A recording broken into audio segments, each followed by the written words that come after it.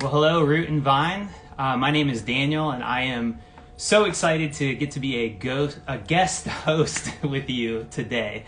So I am a church planter in Canton, Ohio, and my wife and I, we planted Red Oaks Church just about 9 months ago. And as I was reflecting on that today, as we're getting ready to head into this week of Thanksgiving, and my heart has just been so full with all that God has done in my life and all the good gifts that He's given me.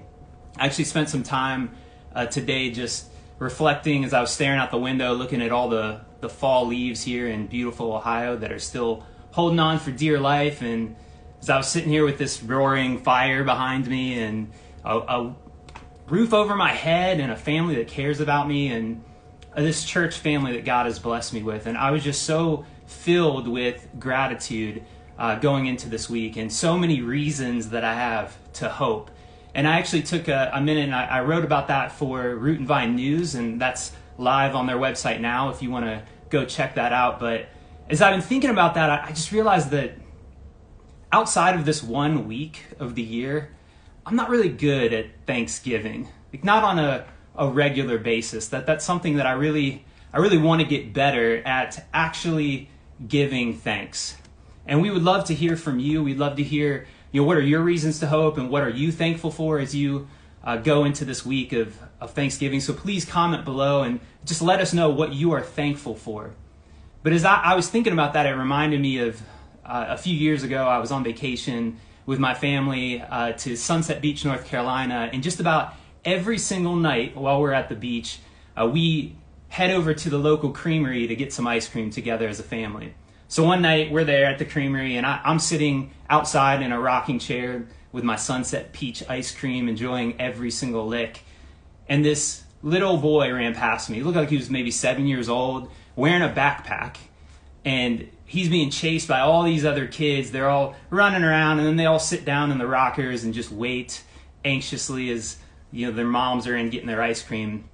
Well, a few minutes later, the creamery doors swing open wide, and all these moms come out with these bowls of ice cream for all these little kids, and they swarm around, and they all grab their ice cream and head off. But this one little boy, the boy with the backpack, he was still just sitting there patiently waiting for his ice cream. Well, a second later, the creamery door swung open again, and his mom came out with 2 heaping bowls of ice cream just for him. She set them down on the railing, and I watched this little boy run over to this bowl of ice cream, and he leaned in with his nose hovering like an inch above the cherry, and he just breathed deep. Smelled the cherry, smelled the whipped cream, smelled the chocolate, and then took off running to go play. His mom yelled for him, and she said, "Sweetheart, you better get back inside there and thank those nice ladies who gave you 2 bowls of ice cream for free." He said, "Thanks," or "Yes, Mom," and ran in to say thanks. And I just watched all this play out, confused. Well, the grandfather of the little boy watched me watching this play out, confused. And he looked at me and he said, "So sad, isn't it?" And I continued to look at him confused. And he said, "The poor kid can't eat anything. He has a rare digestive problem that he's had his entire life. He's been in and out of the hospital his whole life, and he can't actually digest food, and he never will be able to eat food. He wears this backpack that has tubes inserted into his sides that feed him on a daily basis." And he said, "But he sure does love the smell of food." And just then the little boy ran back over and he said, "Mom, can I have some more?"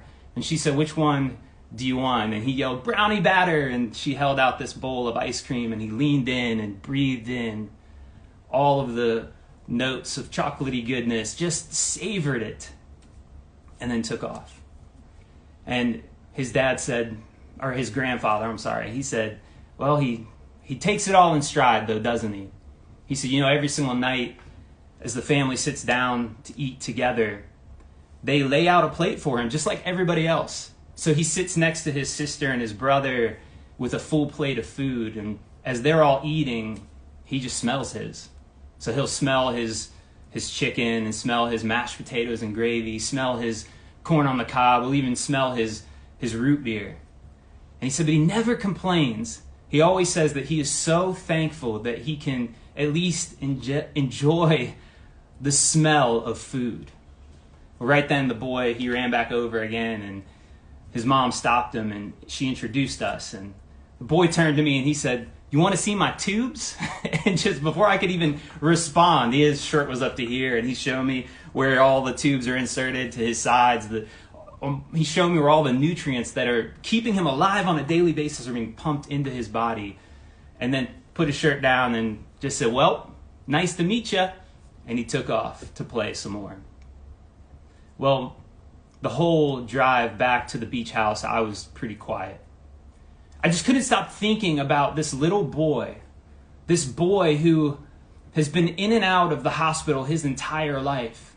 How this little boy, he sits next to his siblings at the dinner table, just smelling his food, will never get to enjoy the taste of food. How this little boy seems so much more grateful than I have ever been in my entire life. That night when I was back at the beach house, I had a bowl of Chex Mix, and when no one was watching, I buried my nose in it and just smelled it for a few moments before savoring every single bite. But that little boy has been a constant reminder for me. He's been a reminder for me what it means to actually be grateful for what we have. Because I realize that outside of this 1 week of the year, I'm just not good at Thanksgiving. I'm not good at living with gratitude. That I take a lot for granted, and not just the sense of taste, but the sense of smell, of touch, of sight, of sound, the gift of life and of love, of all that I've been given. I realize that so often I don't appreciate what I have until it's gone. I don't actually enjoy what I have while I have it. It's only after I've lost something, after I've lost some range of motion because of an injury, or after I've lost a loved one or some relationship, then I realize what I had and what it meant to me. I want to get better at actually enjoying and being grateful for what I have while I have it. Because, I'm so blessed. How blessed are we?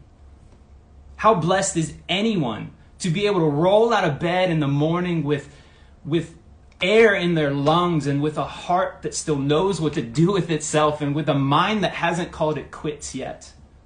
How blessed is anyone to be lucky enough to have found freedom or forgiveness or the kingdom of God that is hidden like buried treasure in this dark world? And how utterly tragic it is to be so blessed and not know it. I was thinking about that. It reminds me of the author G.K. Chesterton. He once said, I wonder if the saddest moment for an atheist is when they feel grateful, but they have no one to thank. And I wonder if the opposite is also true. If maybe the saddest moment for a Christian is when we have someone to thank, but we don't feel grateful. Again, I want to get better at that. I want to become good at Thanksgiving. I want it to become habit forming. And as we go into this week of Thanksgiving, I just want to encourage you to savor like that little boy. I want to encourage you to breathe deep all that you've been given. Breathe in the sights and the sounds. Savor the sounds of children running through your home, or crazy aunts and uncles telling old stories, the sound of laughter. Savor the sights of loved ones that are still with you, the taste of old recipes. Just savor it, breathe it in, smell your food before you taste it. We have been given so much, and there's so much that we take for granted, that we take them as givens when they're really gifts.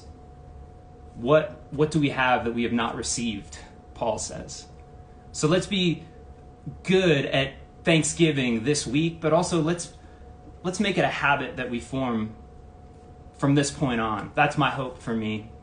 It's my hope for you. And again, I'd love to hear your reasons to hope. I'd love to hear what you're thankful for. Please comment below. I would be so blessed if you checked out the piece that I wrote about this. But I hope you have a really happy Thanksgiving, and we'd love to hear from you. Otherwise, we will see you next Monday here on Root and Vine. God bless. Happy Thanksgiving.